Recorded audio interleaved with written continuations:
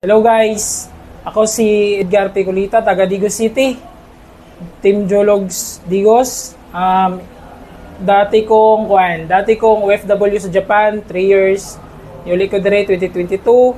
Tapos kining Jologs Roland Flores Training Center, nakita lang nako sa Facebook niya.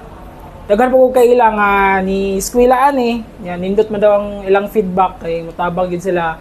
So, ni-apply ko 2023.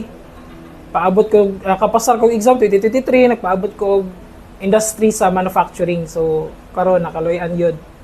Na maduay na kita sa South Korea.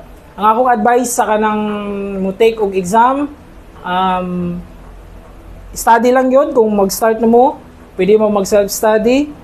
Pero nindot yun itong mo guide sa inyo Pwede mo kuhan sa Jologs, eskwela.